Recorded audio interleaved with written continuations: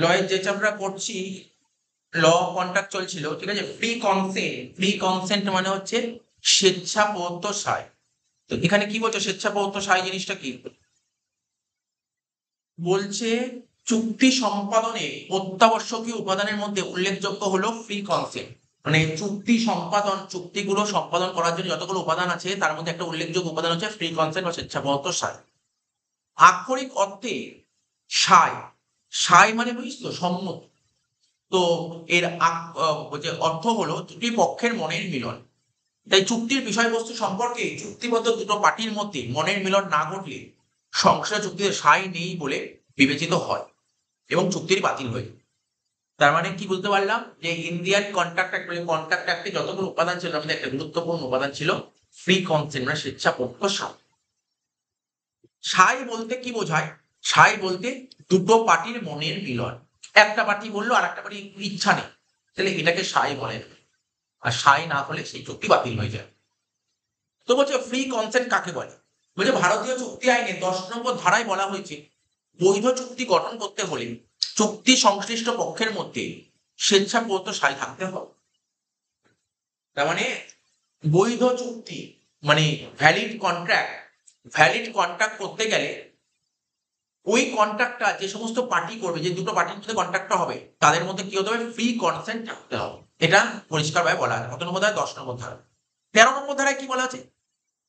দুই বা ততোধিক ব্যক্তি যখন একই বিষয়ে ও একই অর্থে সম্মত হয়, একই বিষয়টা থাকবে একই এবং একই অর্থে, একই বিষয় এবং একই অর্থে সম্মত হয়, তখন তারা সায় দিয়েছে বলে ধরা হবে।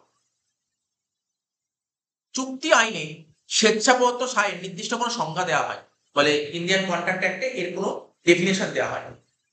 তবে ভারতীয় চুক্তি আইনে 14 নম্বর ধারায় বল প্রয়োগ মানে কোয়ারশন, অনুচিত প্রভাব মানে আন্ডু ইনফ্লুয়েন্স, ফ্রড মানে প্রতারণা, মিথ্যা মানে মিসরিপ্রেজেন্টেশন বা ভুল মানে মিস্টেক্স এর দ্বারা সৃষ্টি হয় তাকে স্বেচ্ছামতো সাই বলা যায়। ধর তুই কোনো একটা কন্ট্রাক্ট করলি যেখানে তুই বল প্রয়োগ করে তাকে মারধর দিয়ে তুই চুক্তিটা ওকে কমপ্লিট করালি, চুক্তিটা করালি, তাহলে এটাকে কখনো স্বেচ্ছামতো সাই বলবে না। তারপর অনুচিত প্রভাব, প্রতারণা, ফ্রড করলি, মিথ্যা কথা বললি, ভুল বললি, এইভাবে যে কোনো চুক্তি করিস সেটাকে স্বেচ্ছামতো সাই বলা যায় না। সাই স্বেচ্ছাবদ্ধ না হলে চুক্তি আইনত বলবৎ করা যায় না। সুতরাং সাইটা স্বেচ্ছাই হতে হবে। তাই স্বেচ্ছাবদ্ধ সাইকে চুক্তির অত্যাবশ্যক উপাদান হিসেবে গণ্য করা হয়। এবার বলছি flaw in consent. Flaw in consent ত্রুটিপূর্ণ সাই। এবং দেখ বলছে স্বেচ্ছাবদ্ধ সাই ছাড়া চুক্তি বৈধ হতে পারে। তাহলে একটা চুক্তি মানে একটা কন্ট্রাক্ট ভ্যালিড তখনই হবে যদি সেটা ফ্রি কনসেন্ট হয়। ফ্রি কনসেন্ট ছাড়া কন্ট্রাক্ট কখনো ভ্যালিড হবে না। আবার সাই কনসেন্ট থাকা সত্ত্বেও যদি ত্রুটিপূর্ণ হয় তাহলেও সেই চুক্তি বৈধ নয়। সাই প্রদানের ক্ষেত্রে যে সমস্ত ত্রুটি দেখা যায়, সাই মানে কনসেন্টে যে সমস্ত ত্রুটি দেখা যায় কি কি? একটা বল প্রয়োগ দেখা যেতে পারে, যেটা 15 নম্বর ধারায় বলা আছে। অনুচিত প্রভাব দেখা যেতে পারে, 16 নম্বর ধারায় বলা আছে। প্রতারণা 17 নম্বর ধারায়, মিথ্যা বর্ণনা 18 নম্বর ধারায়, আর ভুল 20 এবং 21 নম্বর ধারায়। ভুল দু রকমের হয়, একটা তথ্যগত ভুল হয়, একটা আইনত ভুল হয়। ঠিক আছে, একটা আইনগত একটা তথ্যগত। আইনগত ভুল মানে একটা দেশের আইন আর একটা বিদেশের আইন। আর তথ্যগত ভুল কোনটা?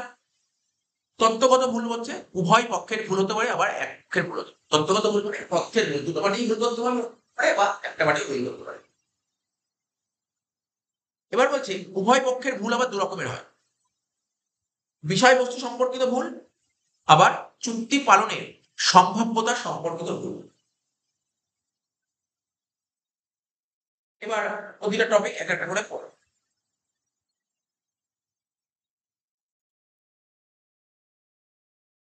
বলবো কি এবার বল প্রয়োগ কোয়ারশন। ঠিক আছে, বল প্রয়োগ কাকে বলে এবার বলবো। বল প্রয়োগ জিনিসটা কি? বল প্রয়োগ জিনিসটা কি আগে কাকে বলে এটা পড়তে গেলে না তোর যেহেতু লয়ের ভাষা পড়তে খুব কঠিন লাগবে। লয়ের ভাষা মানে সবার প্রথম থেকে কি করতে হবে না, উদাহরণ করতে হবে। এই যে চ্যাপ্টারটা না উদাহরণ, আমি প্রথম ক্লাসে বলেছিলাম। অ্যাকচুয়ালি প্রথম ক্লাসে এইগুলো সব বলা আছে, ঠিক আছে, বাট এটাকে একটু ডিটেলসে আলোচনা করা হচ্ছে। বল প্রয়োগের উদাহরণটা দেখ কি বলেছে। বলছে দেখ উদাহরণ কি, সদ্য বিধবা এক মহিলাকে বলা হয় যে সে যদি তার স্বামীর আত্মীয়র পুত্রকে দত্তক না নেয়, তাহলে কি লেখা আছে?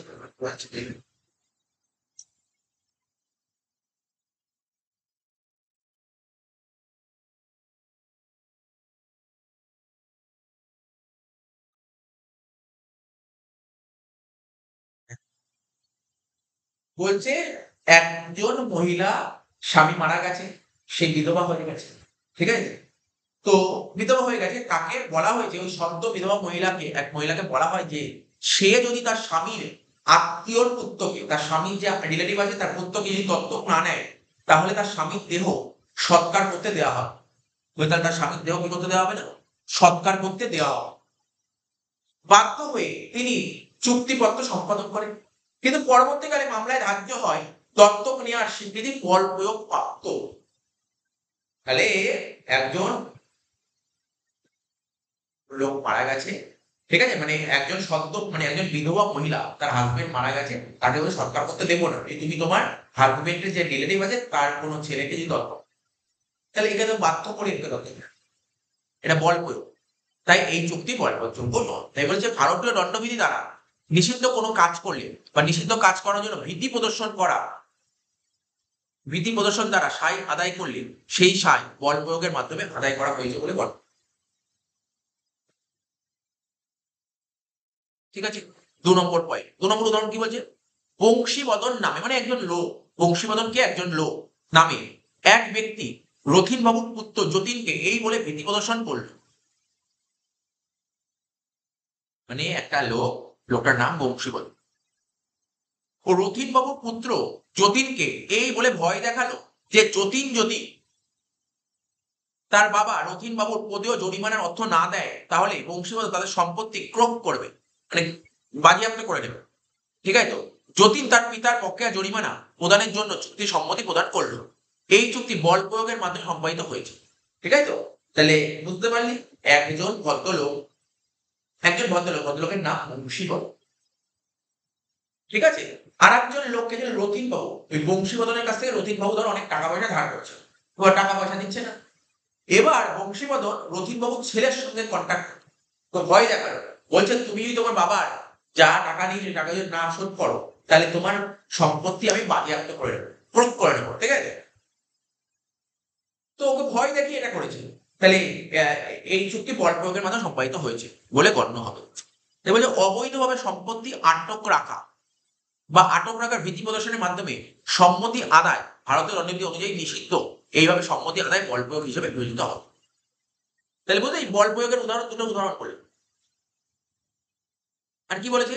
1872 সালে ভারতীয় চুক্তি আইনের 15 নম্বর ধারা অনুযায়ী যদি কোনো ব্যক্তি অন্য কোনো ব্যক্তিকে সম্মতিতে রাজি করানোর জন্য ভারতীয় দণ্ডবিধি, মানে ইন্ডিয়ান পিনাল কোড, আইপিসি যাকে বলে, দ্বারা নিষিদ্ধ কোনো কাজ করে বা ভীতি প্রদর্শন করে, অথবা কোনো ব্যক্তির স্বার্থের পরিপন্থী কোনো সম্পত্তি অবৈধভাবে আটক করে রাখে বা আটক রাখার ভীতি প্রদর্শন করে এবং ভয় দেখায়, তবে তাকে বল প্রয়োগ করে। বললাম বল প্রয়োগ কাকে বলে। বল প্রয়োগ করলে মানে তুই যদি কাউকে বল প্রয়োগ করে কোনো কাজ করাস, এর ফলে তো কি হবে? 1872 সালে চুক্তি আইনে 19 নম্বর ধারা অনুসারে বল প্রয়োগ দ্বারা কোনো সম্পত্তির সায় আদায় করলে, বল প্রয়োগ দ্বারা কোনো সম্মতির সায় আদায় করলে যে পক্ষের সায় বল প্রয়োগ দ্বারা অর্জিত হয়েছে সেই পক্ষের ইচ্ছা অনুসারে তা বাতিল সম্মতি বলে গণ্য হবে। ওই যে বললাম, একটা অনেকদিন আগে একটা উদাহরণ দিয়েছিলাম, একটা লোকের একটা বিশাল বড় বাড়ি আছে, তার লেক টাউনের মতন জায়গায় একটা বিশাল বড় বাড়ি, খুব বিশাল বড় বাড়ি। ওই বাড়িটার মূল্য ধর আজকের বাজারে 5 কোটি। তো একজন মাফিয়া গুন্ডা, মানে অ্যান্টি সোশ্যাল, ও বলছে আমি তোমার বাড়িটা কিনতে চাই, আমি 10 লাখ টাকা তোমার বাড়িটা কিনতে। ও বলছে আমার 5 কোটি টাকার বাড়ি, আমি 10 লাখ টাকা বিক্রি করতে চাই না, আমি 10 লাখ টাকা বিক্রি করবো না। ও বিক্রি করবে নাকি, ও তখন মানে পকেট থেকে বন্দুক বের করেছে, বন্দুক বের করে 3টে গুলি করেছে, 3টে গুলি করে একটা হাওয়ায় করেছে, একটা পায়ের সামনে বেরিয়ে গেছে, একটা মাথার সামনে বেরিয়ে গেছে। তো ও তখন ভয় পেয়ে কি করলো, বাড়িটা 10 লাখ টাকায় বিক্রি করতে রাজি হলো। তাহলে এটা কি করলো, ভয় দেখি। এই কথাটা তো কোর্ট জানে না। কোর্টকে যদি ওই ব্যক্তি জানায় যাকে ভয় দেখিয়ে করেছে, তখন সত্যিটা বাতিল হয়ে যাবে। এখানে এটাই করতে চলছে। কিছু কিছু সায়ের ক্ষেত্রে বল প্রয়োগ প্রযোজ্য নয়, যেমন coercion is not applicable in some consent. যেমন মামলা দায়ের করার ভিত্তি প্রদর্শন, বলতে পারে coercion is not applicable in some concept, কোথায় কোথায় কোয়ারশন অ্যাপ্লিকেবল নয়, কিছু কিছু ক্ষেত্রে বল প্রয়োগের দাবি গ্রাহ্য হয়, কিছু কিছু জায়গায় কি বলি আমাকে বল প্রয়োগ করে যেটা গ্রাহ্য হবে না, কোন গ্রাহ্য করবে না, কি একটা মামলা দায়ের করার ভিত্তি প্রদর্শন ভারতীয় দণ্ডবিধি অনুসারে, মানে ওই আইপিসি অনুসারে কারো বিরুদ্ধে মামলা দায়ের করার ভিত্তি প্রদর্শনকে বল প্রয়োগ হিসেবে গণ্য করা হয়। আর কি উচ্চ হারে সুদ দাবি, উচ্চ হারে সুদ দাবি করা হবে এই ধরনের ভিত্তি প্রদর্শনের মাধ্যমে সায় আদায় করা হলে তা ভারতীয় দণ্ডবিধি অনুসারে বল প্রয়োগের পর্যায়ে পড়ে, কারণ এই ধরনের ভিত্তি প্রদর্শন ভারতীয় দণ্ডবিধি দ্বারা নিষিদ্ধ নয়। তাহলে দুটো পয়েন্ট, একটা কি মামলা দায়ের করার ভিত্তি প্রদর্শন, তোকে মামলা তোর বিরুদ্ধে মামলা করবে এই ভয় দেখিয়েছে, আর একটা কি বেশি হারে হাই রেট ইন্টারেস্ট।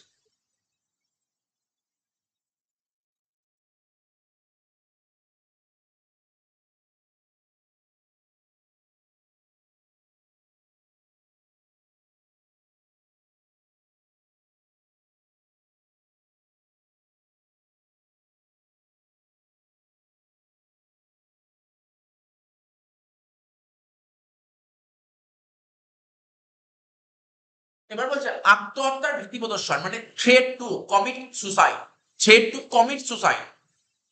উদাহরণ পর এক ব্যক্তি তার স্ত্রী পুত্রকে আত্মহত্যার ভয় দেখিয়ে একটি সম্পত্তি তার ভাইয়ের অনুকূলে প্রদান করার জন্য চুক্তিবদ্ধ হতে বাধ্য করে,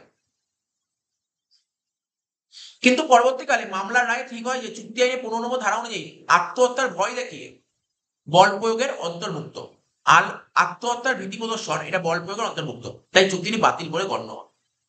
বলছে একজন ব্যক্তি তার স্ত্রী পুত্রকে সুসাইডের ভয় দেখিয়ে বলে যে একটি সম্পত্তি তার ভাইয়ের অনুকূলে প্রদান করার জন্য কোন চুক্তিবদ্ধ হতে বাধ্য করে, নাহলে ও সুসাইড করে।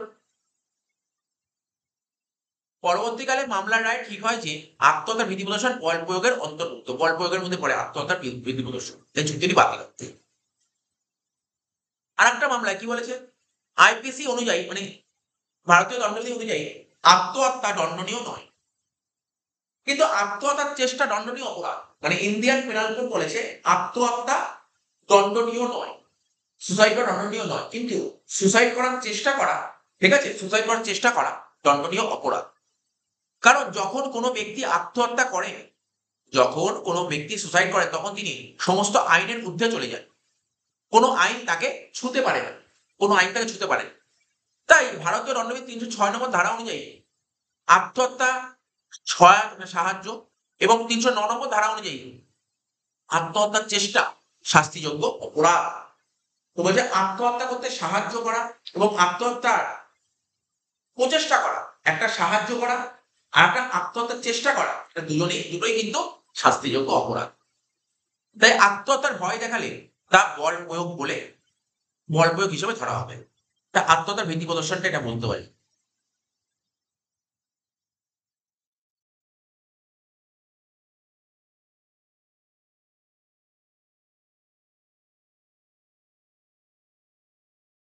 তাহলে বল প্রয়োগ এবং বলপূর্বক অবরোধ, বল প্রয়োগ এবং বলপূর্বক অবরোধ এক নয়।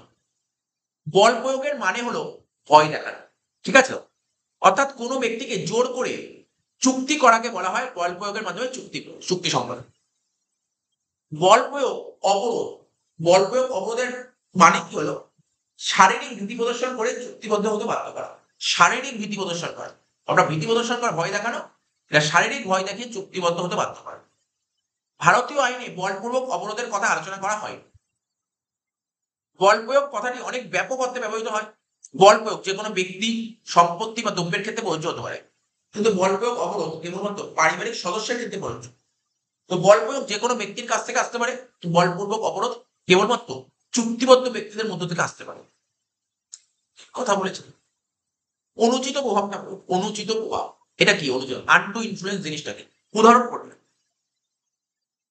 বলছে একজন রোগগ্রস্ত ব্যক্তি চিকিৎসার জন্য এক চিকিৎসকের দ্বারস্থ হলেন, চিকিৎসক সুপরামর্শ ও তার সুন্দর ব্যবহারের মাধ্যমে ওই ব্যক্তিকে সুস্থ করে তোলেন, কিন্তু চিকিৎসক এর বিনিময়ে অযৌক্তিকভাবে অনেক টাকা নিলেন, অযৌক্তিকভাবে, ঠিক আছে, তো এক্ষেত্রে চিকিৎসক অনুচিত প্রভাব প্রয়োগ করেছে বলে ধরা হবে। তাহলে বলতে পারলি একজন রোগী চিকিৎসকের কাছে গেছে ট্রিটমেন্টের জন্য, ডক্টর ওকে সুস্থ করে দিয়েছে।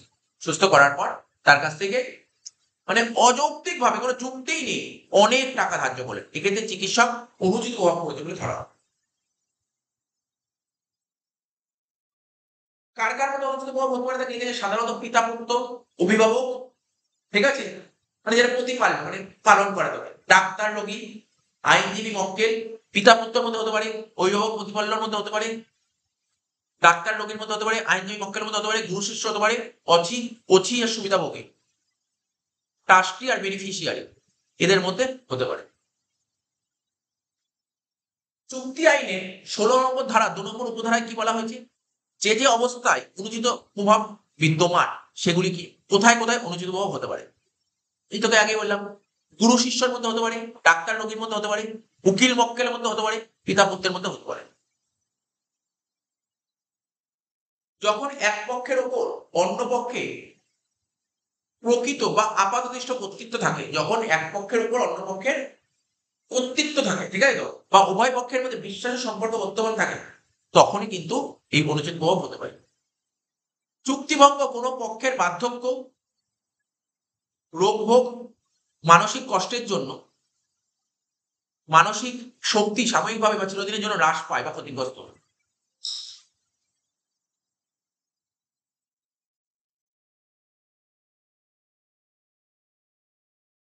তবে জমিদার প্রজা, ঋণদাতা ঋণগ্রহীতা, স্বামী স্ত্রী, বাড়িওয়ালা ভাড়াটে প্রভৃতি সম্পর্কের মধ্যে অনুযোগ খাটে না। কার মধ্যে অনুযোগ হয় না? জমিদার প্রজার মধ্যে হয় না। ঋণদাতা ঋণগ্রহীতার মধ্যে হয় না, যে একজন লোন দেবে আর লোন নেবে এর মধ্যে অনুচিত প্রভাব হয় না। স্বামী স্ত্রীর মধ্যে হয় না, বাড়িওয়ালা ভাড়াটের মধ্যে হয়। এবার অনুচিত প্রভাব কাকে বলে?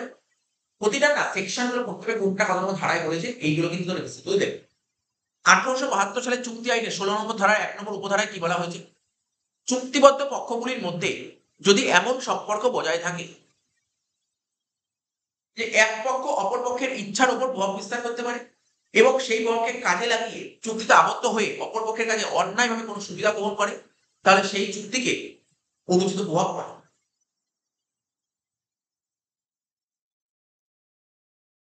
অনুচিত প্রভাবের পরিণাম, কনসিকুয়েন্স অফ আনডু ইনফ্লুয়েন্স, এর ফলে কি হতে পারে, পরিণাম কি হতে পারে? 1872 সালে চুক্তি আইনের 19 নম্বর ধারার এ উপধারায় কি বলা হয়েছে? অনুচিত প্রভাবের দ্বারা কোনো সম্মতি আদায় করা হলে, অনুচিত প্রভাবের মাধ্যমে কোনো সম্মতি আদায় করা হলে যে পক্ষের সায় অনুচিত প্রভাব দ্বারা আদায় করা হয়েছে, যে পক্ষের সম্মতি অনুচিত প্রভাব দ্বারা আদায় করা হয়েছে, সেই পক্ষ ইচ্ছা করলে সেই সম্মতি বাতিল করতে পারে, বাতিল যোগ্য বলে গণ্য করতে পারে। আর কি বিক্ষুব্ধ পক্ষ ওই সম্মতি রদ করতে পারে বা ইচ্ছা করলে ওই সম্মতি স্বীকার করে অন্য পক্ষের চুক্তি অনুযায়ী কাজ সম্পাদন করার জন্য বাধ্য করতে পারে। এটা হলো অনুচিত প্রভাবের পরিণাম।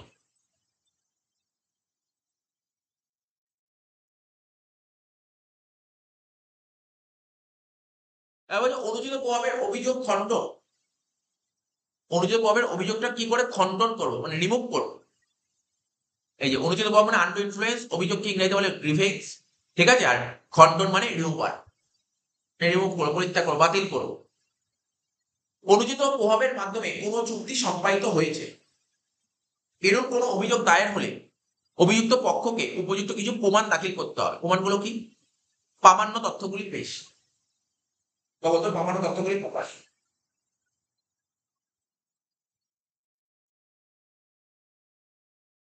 অভিযুক্ত পক্ষকে চুক্তি সম্পাদনে চুক্তির বিষয়বস্তু এবং চুক্তি সংক্রান্ত সমস্ত তথ্য অভিযোগকারীকে জানানো হয়েছিল, তার তথ্য প্রমাণ দিতে হবে। অভিযোগকারী সেই সমস্ত তথ্য সম্পর্কে অবগত ছিল তাও বোঝাতে হবে। এটা বলে প্রামাণ্য তথ্যগুলি প্রকাশ। এভাবে পর্যাপ্ত প্রতিদান, অভিযুক্ত পক্ষকে প্রমাণ করতে হবে সংশ্লিষ্ট চুক্তির প্রতিদান যথেষ্ট ও পর্যাপ্ত ছিল। যদি তা প্রমাণ করা সম্ভব হয় তাহলে অনুচিত প্রভাবের অভিযোগ গ্রাহ্য হবে। পরামর্শ নেওয়ার সুযোগ, যদি প্রমাণ করা যায় যে অভিযোগকারী চুক্তি সম্পাদন করার আগে স্বাধীনভাবে অন্যের কাছ থেকে তার পরামর্শ নেওয়ার সুযোগ ছিল কিংবা চুক্তি সংক্রান্ত প্রয়োজনীয় তথ্যের উপর ভিত্তি করে অভিযোগকারীকে পরামর্শ প্রদান করা হয়েছিল, তাহলে অনুচিত প্রভাবের যুক্তি গ্রাহ্য হবে।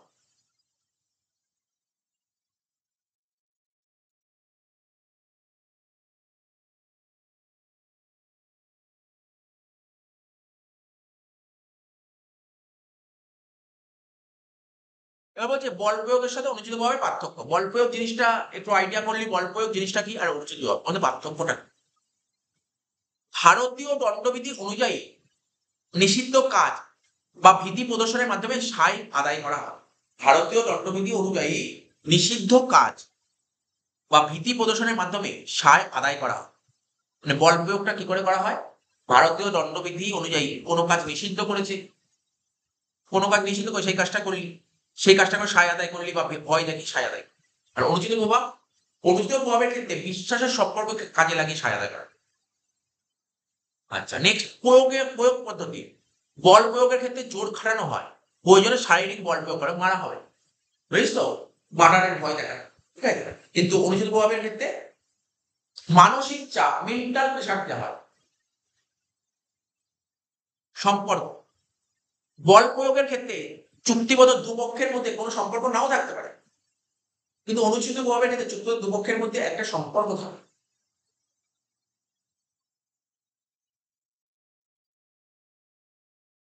সৃষ্টি, অবৈধ কাজ ও অবৈধভাবে আটকের ভীতি প্রদর্শন থেকে বল প্রয়োগের সৃষ্টি। কিভাবে বল প্রয়োগ সৃষ্টি হয়? অবৈধ কাজ আর অবৈধভাবে আটকের ভয় দেখা, আটক করে ভয় দেখা। আর অনুচিত প্রভাব কি বলছে? ইচ্ছার উপর প্রভাব বিস্তার করার ক্ষমতা থেকে অনুচিত প্রভাবের সৃষ্টি হয়। কাজের ধারা, অপরাধমূলক কাজের মাধ্যমে বল প্রয়োগ সংঘটিত হয়। আর অনুচিত প্রভাবের ক্ষেত্রে অপরাধমূলক কাজ যুক্ত নেই। উদ্দেশ্য, চুক্তিতে আবদ্ধ করার জন্য সায় আদায়ের উদ্দেশ্য বল প্রয়োগ করা হয়। আর কোন সুযোগ সুবিধা আদায়ের উদ্দেশ্যে অনুচিত প্রভাব প্রয়োগ করা হয়।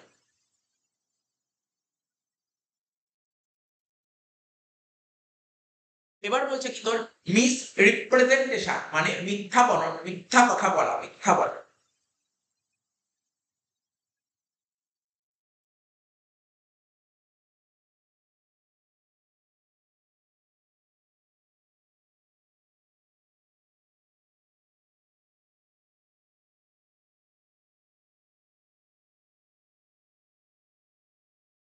বলছে উদাহরণ করি, কালাম তার পুরনো একটি গাড়ি রহমানকে বিক্রি করার প্রস্তাব করার সময় জানালো গাড়িটি ঘন্টায় 100 কিলোমিটার বেগে যায়। পরবর্তীকালে দেখা গেল গাড়িটি ঘন্টায় 100 কিলোমিটার নয়। এক্ষেত্রে রহমানকে প্রতারণা করার উদ্দেশ্য তার ছিল না। প্রকৃত গতিবেগ না জানায় কালাম ভুল তথ্য পরিবেশন করেছে, সেই জন্য এটা মিথ্যা বর্ণনা বলে গণ্য হয়। দেখ, মিথ্যা বর্ণনা দেওয়া, মিথ্যা বর্ণনা দেওয়া মানে কালাম তার একটা গাড়ি, পুরোনো গাড়ি ছিল, ও রহমানকে বিক্রি করার প্রস্তাব দিল, প্রস্তাব যখন যে ঘন্টায় 100 কিলোমিটার বেগে যান, পরে যান দেখতে পারলো যে ওটা ঘন্টায় 100 কিলোমিটার নয়। এক্ষেত্রে রহমানকে প্রতারণা করার উদ্দেশ্য তার ছিল না, ঠিক আছে। এটা প্রতারণা, এটা মিথ্যা বর্ণনা। বলছে চুক্তিবদ্ধ হওয়ার সময় যখন এক পক্ষ অন্য পক্ষের কাছে চুক্তি সংক্রান্ত বিষয়বস্তু তথ্য পরিবেশন করে, তখন তাকে বলা হয় বর্ণনা। যখন আমি তোর সঙ্গে কোনো চুক্তি করবো, তোকে তো কিছু বলবো, তার বর্ণনা দেবো, কিন্তু সেই বর্ণনা যদি মিথ্যা হয় তখন বলে মিথ্যা বর্ণনা। 1872 সালে ভারতীয় চুক্তি আইন 18 নম্বর ধারা অনুযায়ী যদি প্রস্তাব দাতার বিবৃতি ভ্রান্ত হয় কিন্তু তাতে কাউকে প্রতারিত করার অভিসন্ধি না থাকে, তাহলে তাকে মিথ্যা বর্ণনা বলে। দেখ, প্রতারণা করার উদ্দেশ্য না, আমার জানা ছিল, ঠিক আছে। আমি তোকে যে স্টেটমেন্ট দিই, সেই স্টেটমেন্টটা ভ্রান্ত, মানে ভুল, ভুল স্টেটমেন্ট দিয়েছিল, কিন্তু এখানে আমার কোনো উদ্দেশ্য ছিল তোর সঙ্গে চিট করা, প্রতারণা করা, এটাকে বলে মিথ্যা বলা। অর্থাৎ প্রস্তাবদাতা চুক্তির বিষয়বস্তু সম্পর্কে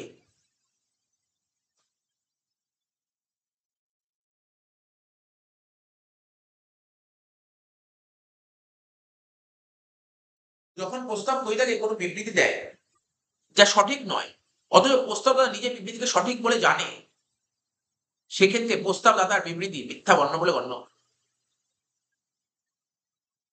মানে আমি যে তোকে তোর অফারটা দিলাম, যে স্টেটমেন্ট দিলাম, সেটা সঠিক নয়, আমি জানি ওটাই সঠিক, তাহলে এটা কিন্তু প্রতারণা করি, এটা হচ্ছে মিথ্যা বর্ণনা।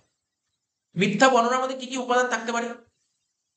যে বিবৃতি চুক্তির বিষয়বস্তু সম্পর্কিত হতে হবে, বঞ্চনার উদ্দেশ্য না নিয়ে চুক্তি সম্পাদনের সময় বা আগে প্রস্তাবনার বক্তব্য বা ভুল সংবাদকে সত্য বলে ইতিবাচক গণ্য করতে হবে। বিবৃতি অবশ্যই চুক্তি সম্পাদনের আগে হওয়া প্রয়োজন।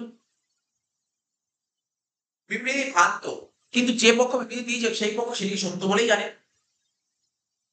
আর বিবৃতি দেওয়ার উদ্দেশ্য অন্যকে প্রতারিত করা নয়। এটা হচ্ছে মিথ্যা বর্ণনার উপাদান।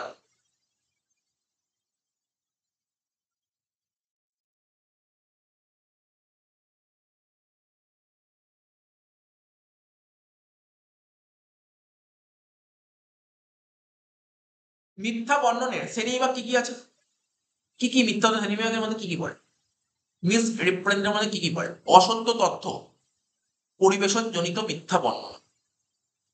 যেমন অমর সিং তার জমি উধম সিংকে বিক্রি করার সময় বলেছিল যে ওই জমিতে একর পিছু 5 কুইন্টাল কম হয়। উধম সিং কোনো কিছু যাচাই না করে সরল বিশ্বাসে ওই জমি কিনে নিল, কিন্তু পরবর্তীকালে দেখা গেল ওই জমিতে গমের উৎপাদন একর প্রতি অনেক কম। এই ধরনের চুক্তি মিথ্যা বর্ণনার মধ্যে পড়ে। অর্থাৎ অসত্য তথ্য, পরিবেশ জনিত মানে পরিবেশন জনিত মিথ্যা বর্ণনা। বলছে প্রস্তাবদাতা মিথ্যা মতো পরিবেশন করে যদি অপর পক্ষের বিশ্বাস অর্জন করে, তাকে চুক্তিতে আবদ্ধ করে, তাহলে তার এই জাতীয় কাজকে অসত্য তথ্য পরিবেশন জনিত মিথ্যা বর্ণনা বলা হয়। যে কর্তব্যের ত্রুটিজনিত মিথ্যা বর্ণনা। উদাহরণ, গ্রামের সাধারণ মানুষ অরিজিৎ জীবন বীমা করার সময় তার প্রকৃত বয়স না জানায় 4 বছর কমিয়ে জীবন বীমা করল। জীবন বীমা কোম্পানিকে প্রতারণা করার কোনো উদ্দেশ্য ছিল না, কিন্তু প্রকৃত বয়স না জানার জন্য অরিজিতের কর্তব্যচ্যুতি ঘটেছে। ঠিক আছে, সেই জন্য এই ধরনের কাজকে বলা হয় কর্তব্যের ত্রুটিজনিত মিথ্যা বর্ণনা।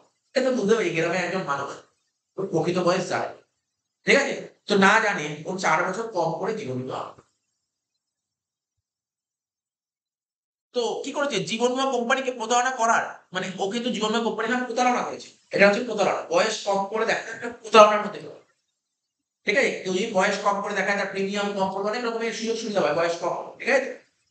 তো ও জীবন বীমা কোম্পানির নামে প্রতারণা করতো, তো ওর এটা উদ্দেশ্য ছিল না, কেননা ও জানতো না সঠিক বয়সটা।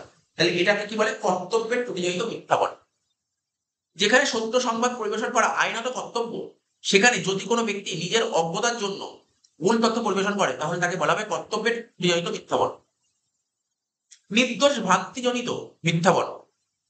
এক পরিবহন ব্যবসায়ী একটি লরি বিক্রির জন্য নির্দোষভাবে ক্রেতাকে জানায় লরিটির বহন ক্ষমতা 10 টন, কিন্তু পরে দেখা গেল লরিটির বহন ক্ষমতা 7.5 টন, 7.50 টন। এই ধরনের প্রস্তাবকে নির্দোষ ভ্রান্তিজনিত মিথ্যা বর্ণনা করা হয়। অনেক সময় দেখা যায় সম্পত্তি আদায়ের জন্য চুক্তির বিষয়বস্তু সম্পর্কে অন্য পক্ষের মনে নির্দোষ ভ্রান্তি সৃষ্টি করেছে। এই ধরনের কাজকে নির্দোষ ভ্রান্তিজনিত মিথ্যা বর্ণনা বলা হয়।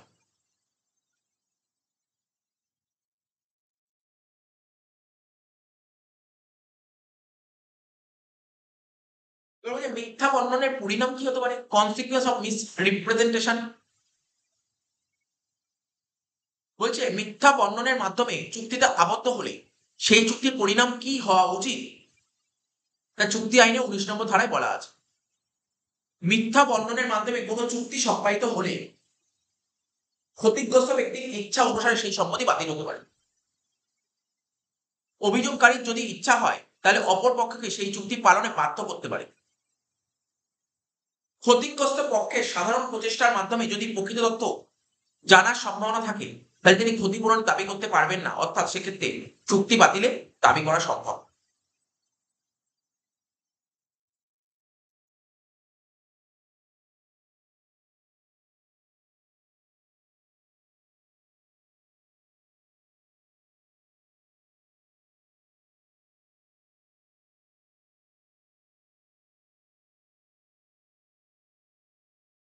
প্রতারণা, ফ্রড কাকে বলে, ফ্রড। উদাহরণ পর, দেবাশিস তার পুরনো একটি কাঠের সিংহাসন পালিশ করে নতুন সিংহাসন বলে কমলেশকে বিক্রি করে দিল। দেবাশিসের এই কাজ প্রতারণা বলে গণ্য হয়, কারণ সে প্রকৃত তথ্য। তো ফ্রড কাকে বলে, 1872 সালে চুক্তি আইনের 17 নম্বর ধারা অনুযায়ী বঞ্চনা করার উদ্দেশ্যে মিথ্যা বলা, প্রকৃত তথ্য গোপন করা, চুক্তি পালনের ইচ্ছা না থাকা সত্ত্বেও প্রতিশ্রুতি প্রদান করা এবং আইন কর্তৃক বিধিভাবে ঘোষিত প্রতারণামূলক কোনো কাজ করাকে প্রতারণা বলা।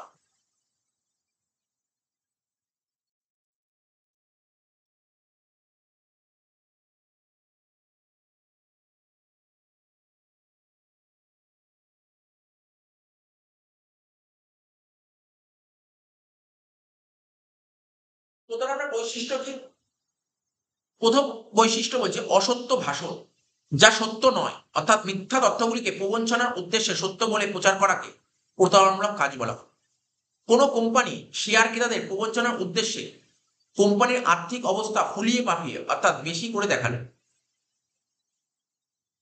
এক্ষেত্রে কোম্পানির কাজ অসত্য এবং প্রতারণা বলে গণ্য হয়।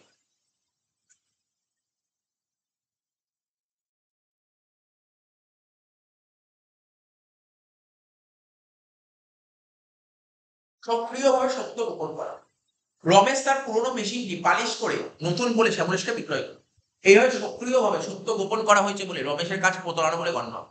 সক্রিয়ভাবে সত্য গোপন করা, কোনো তথ্য সম্পর্কে জানা থাকা সত্ত্বেও সক্রিয়ভাবে সত্য গোপন করাকে প্রতারণা বলা হয়। ইচ্ছা করে প্রতিশ্রুতি পালন না করার অভিপ্রায়। আসলাম রহিমের কাছ থেকে একটি গাড়ি কেনার জন্য চুক্তিবদ্ধ হল।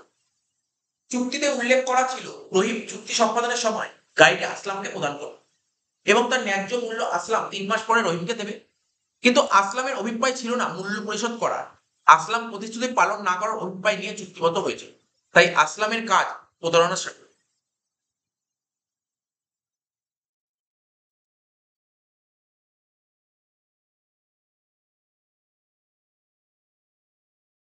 বলছে ইচ্ছা করে প্রতিশ্রুতি পালন না করা বা পালন করার ইচ্ছা না নিয়ে প্রতিশ্রুতি দেওয়া প্রতারণা বলে গণ্য হবে।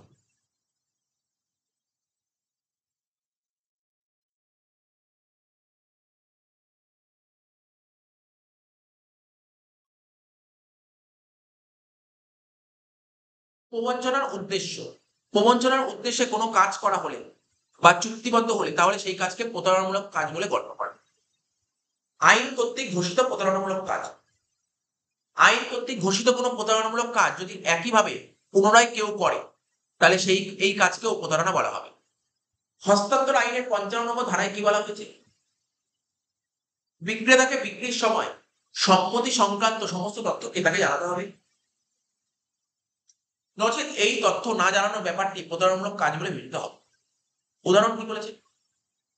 রফিক নিচু জায়গায় অবস্থিত একটি চাষযোগ্য জমি লতিফকে বিক্রি করল। জায়গাটি প্রতি বছর বৃষ্টির জলে প্লাবিত হয় এবং ফসল নষ্ট হয়ে যায়। এই সমস্ত তথ্য লতিফের কাছে রফিক প্রকাশ করল না, সুতরাং রফিকের এইরূপ কাজ প্রতারণামূলক কাজ বলে গণ্য।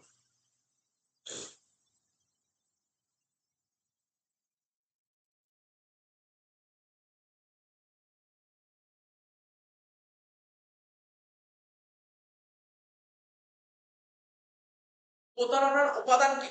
ফ্রডের উপাদান কি কি? বলছে চুক্তিবদ্ধ কোনো পক্ষকে মিথ্যা বিবৃতি দিতে হবে, এটা হচ্ছে উপাদান। চুক্তিবদ্ধ পক্ষগুলির মধ্যে একজনকে অন্তত মিথ্যা বিবৃতি দিতে হবে।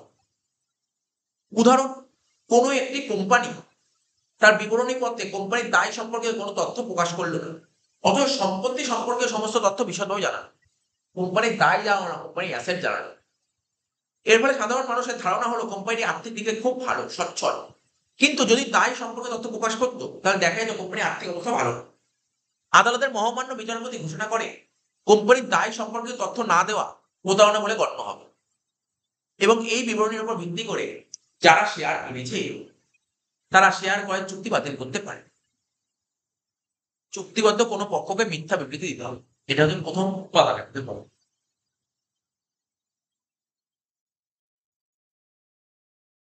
মিথ্যা বিবৃতিটি চুক্তি সম্পর্কিত কোনো তথ্য হওয়া চাই।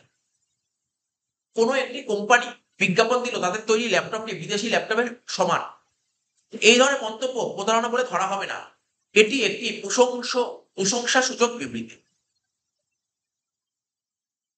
চুক্তি সংশ্লিষ্ট কোনো পক্ষ যে মিথ্যা বিবৃতি দিয়েছে তা যেন চুক্তি সংশ্লিষ্ট কোনো বিষয়বস্তু সম্পর্কিত হয়, তবেই তা প্রতারণা বলে গণ্য হবে। যদি এই বিবৃতি মাধ্যমে শুধুমাত্র মত প্রকাশ করা, প্রশংসা করা কিংবা শোনা কথার উল্লেখ থাকে তার তথ্য সম্পর্কিত বিবৃতি হিসেবে ধরা হবে।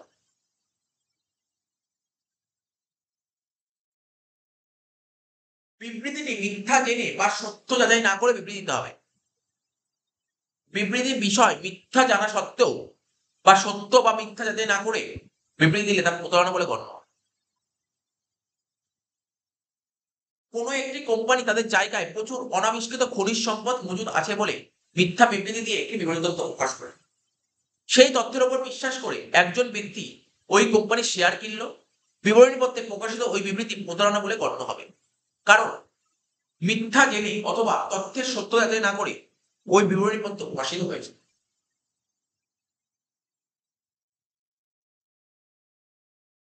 4 নম্বর পয়েন্ট,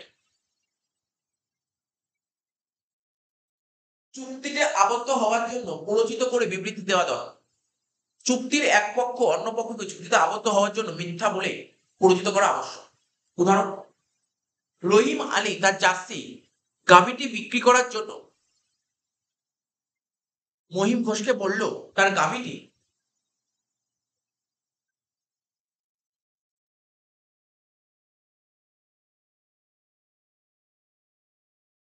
প্রতিদিন 20 লিটার করে দুধ দেয়। মহিম ঘোষ সেই কথা বিশ্বাস করে গাভীটি কিনলো, কিন্তু পরবর্তীকালে দেখলো যে গাভীটি মাত্র 5 লিটার করে প্রতিদিন দুধ দেয়। ঠিক আছে, তো সুতরাং এটি প্রতারণা করে গণ্য হবে। লাস্ট পয়েন্ট, 5 নম্বর কি বলেছে, এক পক্ষের বিবৃতির দ্বারা অপর পক্ষের ক্ষতি হতে হবে। অমিয়বাবু তার যান্ত্রিক ত্রুটিযুক্ত গাড়ি রমেশবাবুকে ভালো গাড়ি করে বিক্রি করে। গাড়ি চড়ার পরে যান্ত্রিক ত্রুটির জন্য গাড়িটি দুর্ঘটনায় পড়ে, রমেশবাবুর হাত পা ভেঙে যায়। এক্ষেত্রে অমিয়বাবুর বিবৃতি প্রতারণামূলক বিবৃতি বলে গণ্য হবে। এক পক্ষের বিবৃতিকে বিশ্বাস করে কাজ করার জন্য অপর পক্ষের ক্ষতি হলে তবে তা প্রতারণা বলে গণ্য।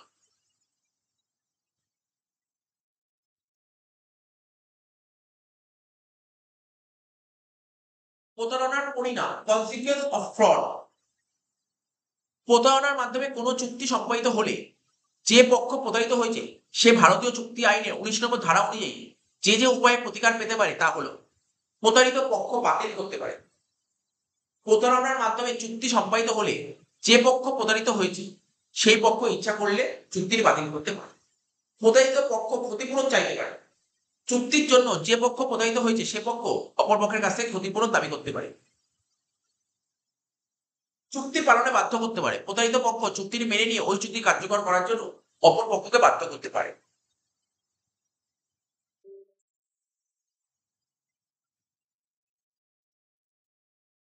এবার বলছে তথ্য সম্পর্কে নীরবতা কি প্রতারণা? Thus mere silence as to facts amounts to fraud.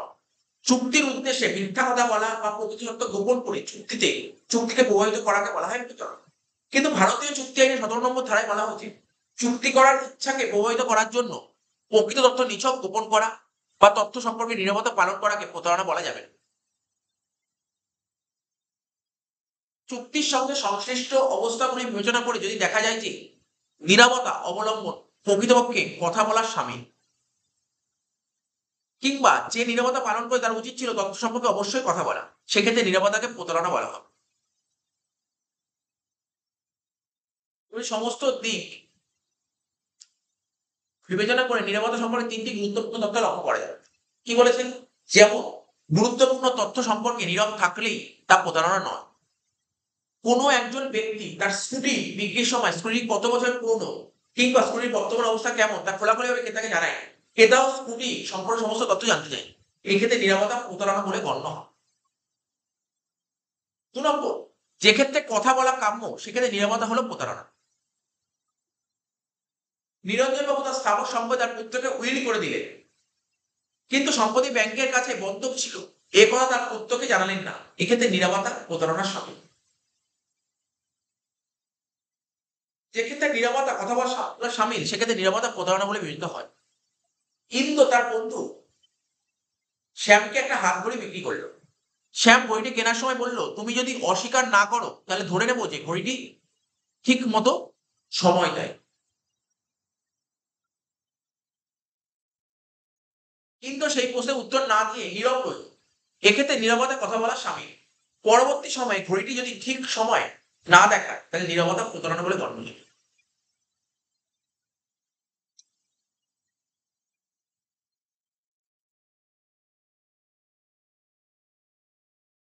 তারপর কি প্রতারণার সঙ্গে মিথ্যা বর্ণনার পার্থক্য, মিথ্যা বর্ণন মিস রিপ্রেজেন্টেশন আর ফ্রড। প্রথম কোশ্চেন, সংজ্ঞা। বঞ্চনা করার উদ্দেশ্যে মিথ্যা বলা, প্রকৃত গোপন করা বা আইন কর্তৃক বিশেষভাবে ঘোষিত প্রতারণামূলক কোনো কাজ করাকে প্রতারণা বলা হয়। আর মিথ্যা বর্ণন, চুক্তি আইন অনুযায়ী যদি প্রস্তাবদাতার বিবৃতি ভ্রান্ত হয় কিন্তু তাতে কাউকে প্রতারিত করার অভিসন্ধি না থাকে তাহলে ওই বিবৃতিকে মিথ্যা বর্ণন বলা হবে।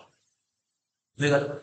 উদ্দেশ্য, প্রতারণা বঞ্চনা বা ঠকানোর উদ্দেশ্যে করা হয়, আর মিথ্যা বর্ণনের মধ্যে ঠকানোর উদ্দেশ্য থাকে। বর্ণনাকারী নিজেই জানতো না যে সে মিথ্যা বলছে, তার ধারণা ছিল যে সে সত্য বলছে। প্রতিকার, ক্ষতিগ্রস্ত পক্ষ ইচ্ছা করলে চুক্তিটি বাতিল করতে পারে অথবা চুক্তিটি কার্যকর করার জন্য অপর পক্ষকে বাধ্য করতে পারে। আর এখানে কি বলছে, চুক্তি বাতিল করা যায়, তবে যদি সাধারণ প্রচেষ্টার মাধ্যমে প্রকৃত তথ্য জানার সম্ভাবনা থাকে তাহলে ক্ষতিপূরণ দাবি করা যাবে। ক্ষতিপূরণ, ক্ষতিগ্রস্ত পক্ষ ক্ষতিপূরণের মামলা করতে পারে, ক্ষতিগ্রস্ত পক্ষ ক্ষতিপূরণ মামলা করতে পারে না, কিন্তু ক্ষতিপূরণের দাবি করতে পারে। অভিযোগ থেকে মুক্তি পাওয়ার কারণ, সাধারণ চেষ্টার মাধ্যমে ক্ষতিগ্রস্ত পক্ষ সত্য উদ্ঘাটন করতে পারে না, এই যুক্তিতে অভিযুক্ত পক্ষ অভিযোগ থেকে মুক্তি পাবে না। আর এখানে কি বলছে, সাধারণ চেষ্টার মাধ্যমে ক্ষতিগ্রস্ত পক্ষ সত্য উদ্ঘাটন করতে পারত, এই যুক্তিটি অভিযুক্ত পক্ষ মিথ্যা বর্ণনা অভিযোগ থেকে মুক্ত পাওয়ার কারণ হিসেবে দেখাতে পারে।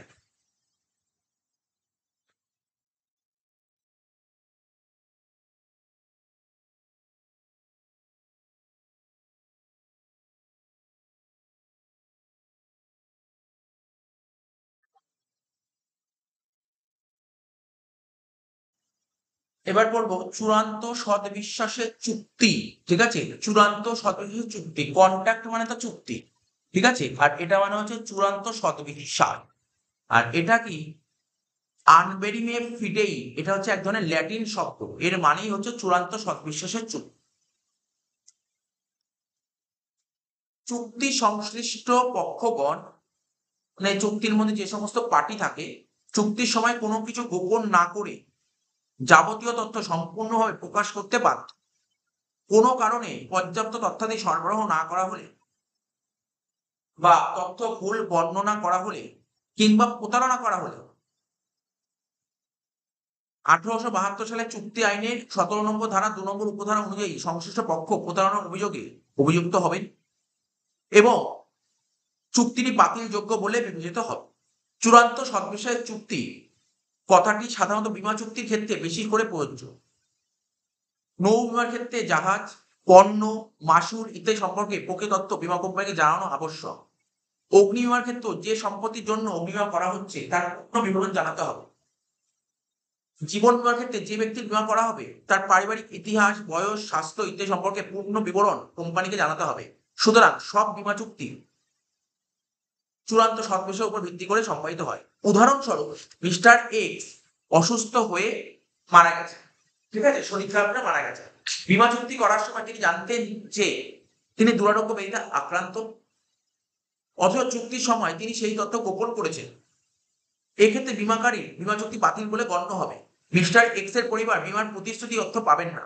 মানে লাইনের মানে কোন একজন ভদ্রলোক, ঠিক আছে, ওর খুব শরীর খারাপ ছিল এবং শরীর খারাপ মারা গেছে এবং ওর শরীর ওর একটা প্রিমিয়াম মানে পলিসি নেওয়া হয়েছিল, ইন্স্যুরেন্স করা হয়েছিল, কিন্তু ওর যে একটা ভয়ঙ্কর রোগ ছিল সেটা জানায় না। কিন্তু ও মারা যাওয়ার পর ওর ফ্যামিলির লোক সে ক্ষতিপূরণ কম্পেনশন চেয়েছে, যে তাই না, টাকাটা চেয়েছে, তো বলছে টাকাই তো অস্বীকার করে এটা বাদ, কারণ ও গোপন করেছিল, বলতে হয়, ঠিক আছে। তো তো বলছে তিনি দুরারোগ্য ব্যাধিতে আক্রান্ত, অথচ চুক্তির সময় তিনি সেটা তো গোপন করেছেন, অথচ এক্ষেত্রে বীমাকারী বীমা চুক্তি বাতিল বলে গণ্য হবে। মিস্টার এক্স এর পরিবার বীমার প্রতিশ্রুতি অর্থ পাবেন, ঠিক আছে। এই জন্য কখনো যদি কেউ এলআইসি করে না, একটু বয়স হয়ে গেলে তার মেডিকেল টেস্ট করা হয়, দেখে তার কি কি রোগ আছে, তার উপরে এলআইসি করা হয়, ঠিক আছে, কারণ যে কোনো সময় তো মরে যেতে পারে। ও যে কোনো সময় তার প্রতিদিন মারা যায়, তাহলে তোকে তো কোনো ক্ষতিপূরণ দিতে হবে, এগুলো লেখা থাকে।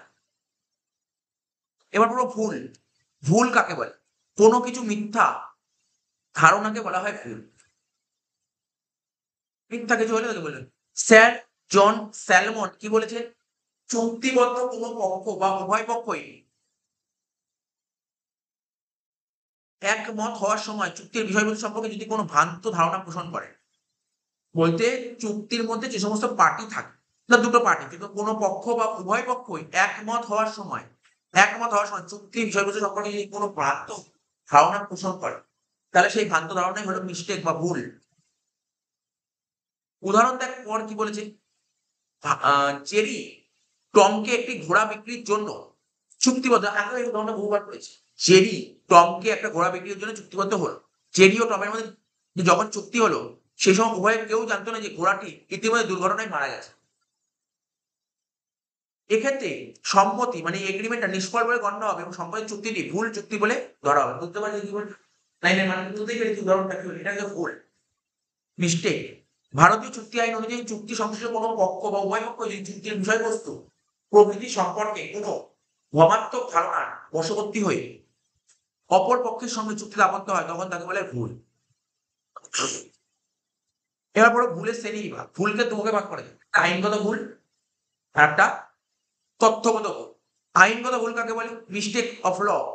আর একটা মিস্টেক অ্যাজ টু ফ্যাক্ট। আইনগত ভুল কাকে বলে? আইনের অজ্ঞতার বশবর্তী হয়ে যদি কোনো চুক্তি সম্পাদিত হয়, তাহলে তাকে আইনগত ভুল বলে।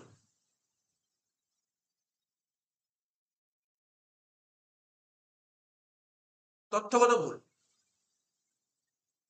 চুক্তিবদ্ধ দুটো পার্টি, ঠিক আছে, চুক্তিবদ্ধ দুপক্ষ বা কোনো একটি পক্ষ চুক্তি সংশ্লিষ্ট কোনো প্রয়োজনীয় তথ্য সম্পর্কে ভুল ধারণার বশবর্তী হয়ে চুক্তিবদ্ধ হলে তাকে তথ্যগত ভুল বলে গণ্য করা হয়। এই ধরনের ভুল আইন সম্পর্কিত নয়। উদাহরণ, টমকে একটি ঘোড়া বিক্রি করার জন্য জেরি চুক্তিবদ্ধ হল। জেরি ও টমের মধ্যে যখন চুক্তি হয়, তখন তারা কেউ জানতো না যে আগের দিন দুর্ঘটনায় ঘোড়াটি মারা গেছে। ঘোড়াটি ছিল চুক্তি সংক্রান্ত একটি অতি প্রয়োজনীয় তথ্য, আর সেই সম্পর্কে উভয় পক্ষের ভুল ধারণা ছিল, সুতরাং এটি তথ্যগত ভুল বলে ধরা হয়।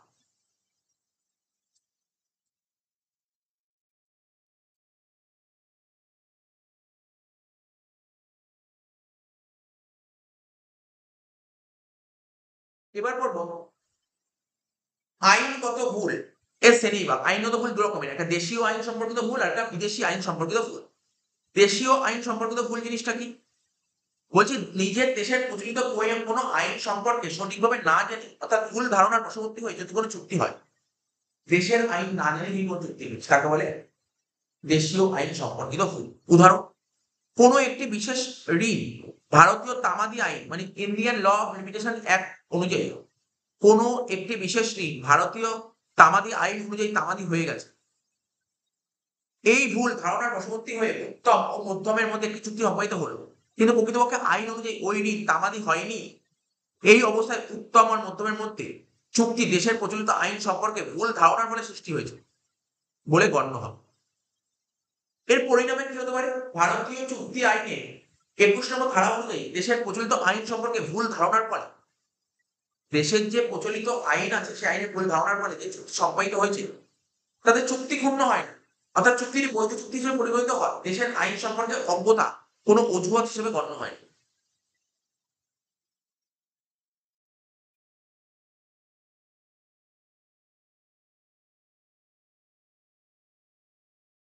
দেশের আইন সম্পর্কে তোর কোনো নলেজ নেই, এটা কোনো অজুহাত হিসেবে গণ্য করে। বিদেশি আইন সম্পর্কিত ভুল,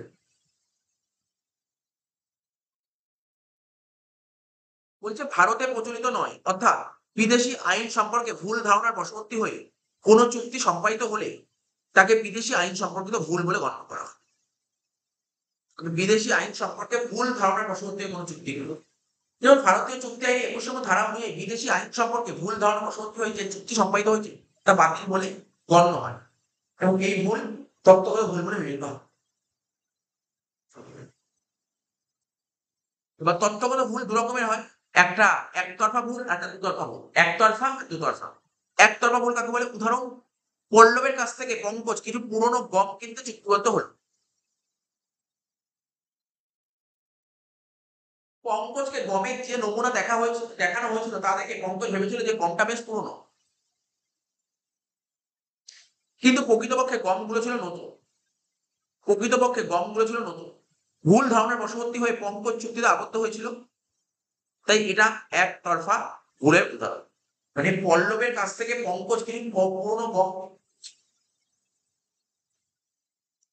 পঙ্কজকে গমের যে নমুনা দেখানো হয়েছিল তা দেখে পঙ্কজ ভেবেছিল গমটা বেশ পুরনো, কিন্তু প্রকৃতপক্ষে কংগ্রেসের মতো ভুল ধারণার বশবর্তী হয়ে পঙ্কজ চুক্তিতে আবদ্ধ হয়েছিল। এটা হচ্ছে একতরফা ভুলের উদাহরণ।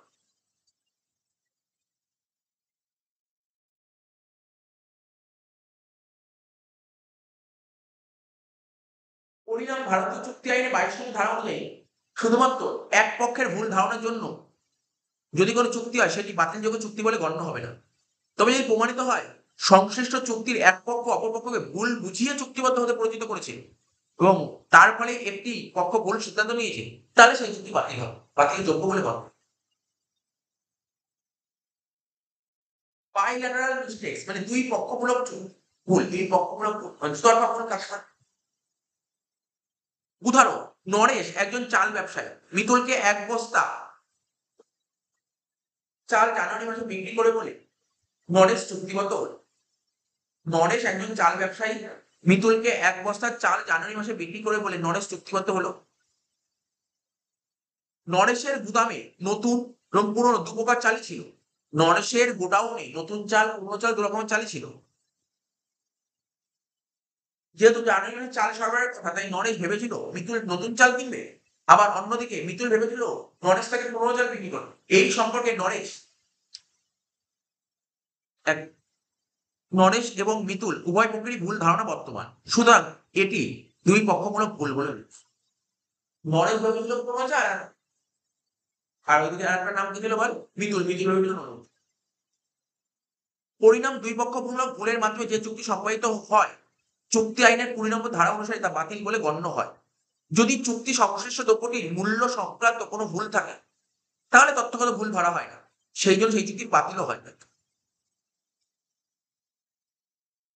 তাহলে এক পক্ষমূলক ভুল পড়লি, দুই পক্ষমূলক ভুল পড়লি। এবার পড়তে হবে এক পক্ষমূলক ভুলের শ্রেণীবিভাগ। এক পক্ষমূলক ভুলকে আমরা দুভাগে ভাগ করি, একটা ব্যক্তির পরিচয় সংক্রান্ত ভুল আর একটা চুক্তির বিষয়বস্তু সংক্রান্ত ভুল। ব্যক্তির পরিচয় সংক্রান্ত ভুলটার উদাহরণ কি? এক ব্যক্তি নিজেকে স্বনামধন্য ব্যবসায়ী বলে পরিচয় দিয়ে একটি সোনার দোকান থেকে কম দামে একটি সোনার হার কিনে নিয়ে যান।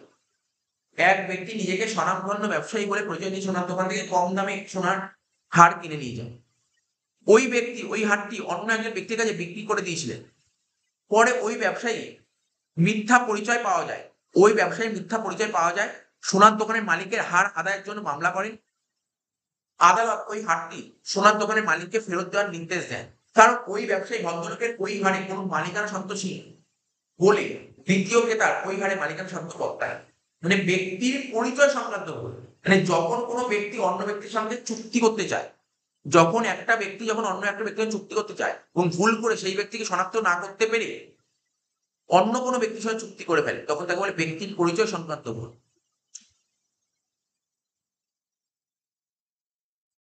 আর চুক্তির বিষয়বস্তু সংক্রান্ত ভুল কি? চুক্তির বিষয়বস্তু ও প্রকৃতি বিভিন্ন ধরনের হতে পারে। যখন কোনো একটি পক্ষ বিশেষ প্রকৃতির চুক্তিতে আবদ্ধ হচ্ছে ভেবে সম্পূর্ণ অন্য প্রকৃতির চুক্তিতে আবদ্ধ হয়, তখন তাকে চুক্তির বিষয়বস্তু সংক্রান্ত ভুল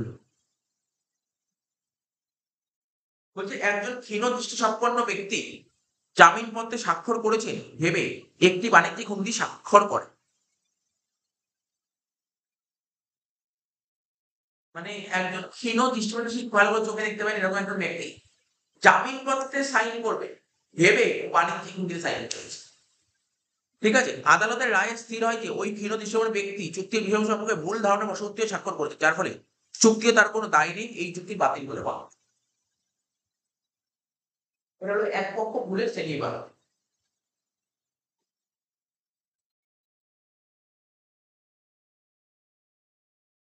তারপর দুই পক্ষ ভুলের শ্রেণীবিভাগ।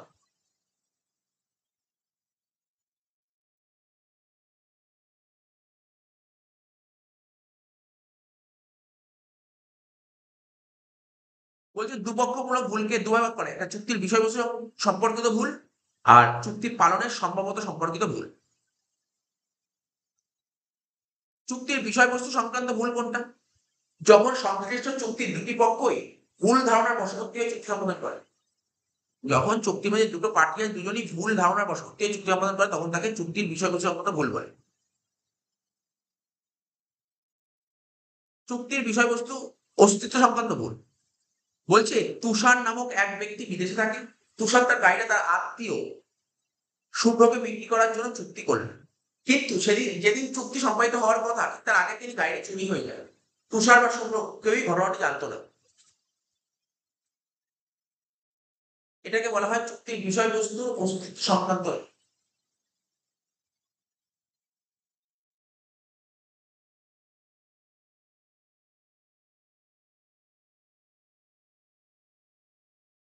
নেক্সট বলে যে চুক্তির পরিচয় বা শনাক্তকরণ সংক্রান্ত।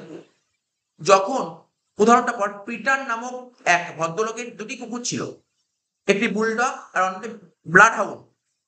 পিটার তার বুলডগটি বিক্রির জন্য মাইকেলের সঙ্গে চুক্তিবদ্ধ করলো, কিন্তু মাইকেল ভাবলো যে ব্লাড হাউন্ড কুকুরটি কেনার জন্য চুক্তিবদ্ধ হয়েছে, কিন্তু চুক্তির বিষয়বস্তু শনাক্তকরণ করতে উভয় পক্ষই ভুল করেছিল, তাই চুক্তিটি অবৈধ বলে বিবেচিত হবে। নেক্সট, চুক্তির বিষয়বস্তু গুণাগুণ বা মর্যাদা সংক্রান্ত ভুল। উদাহরণ, কোনো এক দেশের রাজার ব্যবহৃত একটি চেয়ারে নিলামে তোলা হয়, কিন্তু বাস্তবে রাজা কোনোদিনই ওই চেয়ার ব্যবহার করেননি। এই ব্যাপারে এটাও বিক্রেতা কারোর কাছে এই খবর ছিল না। তা ওই চেয়ারের গুণাগুণ বা মর্যাদা সম্পর্কে ভুল ধারণা থেকেই নিলামদারের সঙ্গে ক্রেতার চুক্তি হয়েছিল, এবং এই ভুলের ফলে চুক্তিটি বাতিল বলে গণ্য করা হয়।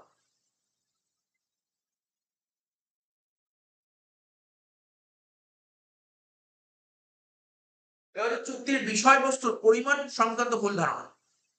উদাহরণ, অক্ষয় অমরকে একটি সোনাখণ্ড বিক্রি করার চুক্তি করল। উভয়ের ধারণা ছিল সোনাখণ্ড ওজন 30 গ্রাম, কিন্তু বাস্তবে সোনাখণ্ডের ওজন কম হওয়ায় দামও পরিবর্তিত হয়েছে।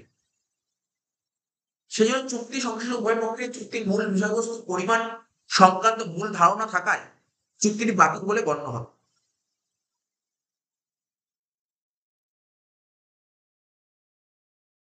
বিষয়বস্তুর মালিকানা সংক্রান্ত ভুল ধারণা। উদাহরণ, সুরজিৎ বিমলকে একটি বাড়ি বিক্রি করার জন্য চুক্তি করল। দুপক্ষের কেউ জানতো না সুরজিৎ বাড়িটির প্রকৃত মালিক নয়। ইতিমধ্যে বিমল বাড়িটির মালিকানা পেয়েছে, সেই জন্য চুক্তির বিষয়বস্তুর মালিকানা সংক্রান্ত উভয় পক্ষেরই ভুল ধারণা চুক্তিটি বাতিল হবে।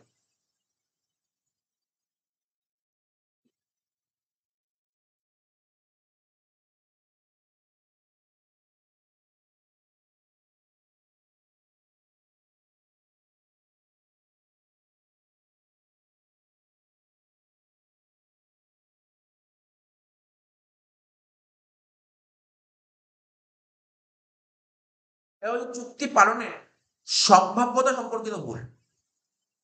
বলতে চুক্তি পালনের সম্ভাব্যতা সম্পর্কিত ভুল কাকে বলে? চুক্তি সংশ্লিষ্ট দুটো পার্টি এমন কিছু করার জন্য বা এমন কিছু বিষয়ের উপর চুক্তিবদ্ধ হলো যাতে চুক্তিটি সম্পাদন করা অসম্ভব, সেক্ষেত্রে ওই ভুলকে বলা হয় চুক্তি পালনের সম্ভাব্যতা সম্পর্কিত ভুল। উদাহরণ, কোনো একটি অনুষ্ঠান পালনের উদ্দেশ্যে মিঠুন রাজেশের কাছ থেকে একটা অনুষ্ঠান বাড়ি ভাড়া নেওয়ার জন্য চুক্তি করে, কিন্তু উক্ত অনুষ্ঠানটি বাতিল হয়ে গেছে, সেই খবর মিঠুন এবং রাজেশের কেউ জানতো না। তাদের ধারণা ছিল নির্দিষ্ট অনুষ্ঠানে যথারীতি অনুষ্ঠিত হওয়া, কিন্তু চুক্তির বিষয়বস্তু হিসেবে নির্দিষ্ট দিন অনুষ্ঠানটি হওয়া আর সম্ভব নয়, তাই চুক্তিটি বাতিল বলে গণ্য হয়।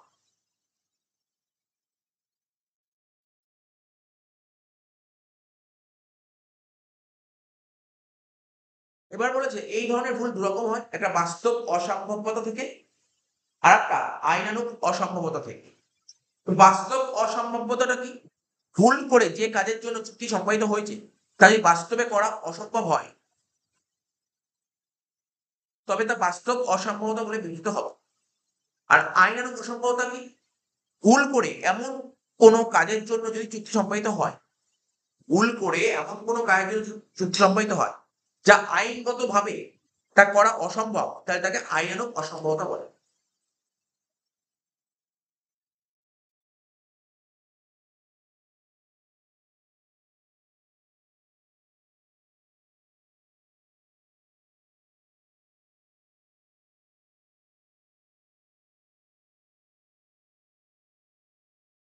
পার্থক্য বলতে হবে ভুল আর মিথ্যা বর্ণনার পার্থক্য, মিসটেক্স আর মিসরিপ্রেজেন্টের মধ্যে পার্থক্য। ভুল বলে চুক্তিবদ্ধ কোনো পক্ষ বা উভয় পক্ষই একমত হওয়ার সময় চুক্তির বিষয়বস্তু সম্পর্কে যদি ভ্রান্ত ধারণা পোষণ করে, তাহলে তাকে বলা হয়, সেই ভ্রান্ত ধারণাকে বলা হয় ভুল।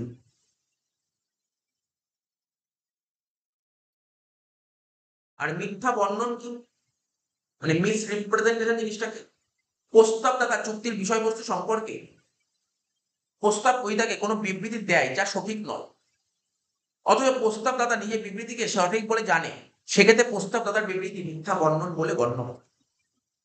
শ্রেণী বা ভুল দু রকমের হয়, একটা আইনগত ভুল, একটা তথ্যগত ভুল। মিথ্যা বর্ণন তিন রকমের হয়: অসত্য তথ্য পরিবেশজনিত মিথ্যা বর্ণন, কর্তব্যের ত্রুটিজনিত মিথ্যা বর্ণন, আর নির্দিষ্ট ভ্রান্তিজনিত মিথ্যা বর্ণন। পরিণাম: দেশের প্রচলিত আইন সম্পর্কে ভুল ধারণার ফলে যে চুক্তি সম্পাদিত হয় তাতে চুক্তি ক্ষুণ্ণ হয় না, অর্থাৎ চুক্তিটি যে চুক্তিটি হয় সে চুক্তি বৈধ বলে গণ্য হয়। কিন্তু বিদেশি আইন সম্পর্কে ভুল ধারণা বশবর্তী হয়ে যে চুক্তি হয় সেই চুক্তি বাতিল বলে গণ্য হয়। মিথ্যা বর্ণনের মাধ্যমে কোনো চুক্তি সম্পাদিত হলে ক্ষতিগ্রস্ত ব্যক্তির ইচ্ছা অনুসারে সেই সম্বন্ধে বাতিল হতে পারে। ধারা: ভুলের পরিণাম ভারতীয় চুক্তি আইনে 20 নম্বর এবং 21 নম্বর ধারায় বলা আছে, আর মিথ্যা বর্ণনের পরিণাম ভারতীয় চুক্তি আইনে 19 নম্বর ধারায় বলা আছে। লাস্ট কোশ্চেন, ভুল ও সায়ের মধ্যে পার্থক্য করবে। ভুল কি? চুক্তিবদ্ধ কোনো পক্ষ বা উভয় পক্ষ একমত হওয়ার সময় চুক্তির বিষয়বস্তু সম্পর্কে যদি কোনো ভ্রান্ত ধারণা পোষণ করে তাহলে সেই ভ্রান্ত ধারণাই হলো ভুল।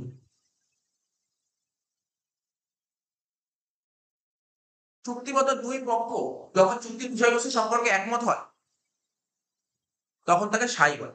নিষ্ফল চুক্তি: ভুলের জন্য সম্মতি নিষ্ফল বলে গণ্য হয়, আর চুক্তিতে সাই না থাকলে বাতিল বলে গণ্য। ধারা: ভারতীয় চুক্তি আইনের 20 নম্বর ও 21 নম্বর ধারায় ভুলের কথা বলা আছে, ভারতীয় চুক্তি আইনের 14 নম্বর ধারায় সায়ের কথা বলা আছে। চুক্তির বৈধতা: ভুলের বশবর্তী হয়ে কোনো চুক্তি সংঘটিত হলে তা বাতিল বা বাতিলযোগ্য বলে বিবেচিত হয়, আর সায় থাকা সত্ত্বেও তা যদি ত্রুটিপূর্ণ হয় তাহলে সেই চুক্তি বৈধ না। শেষ।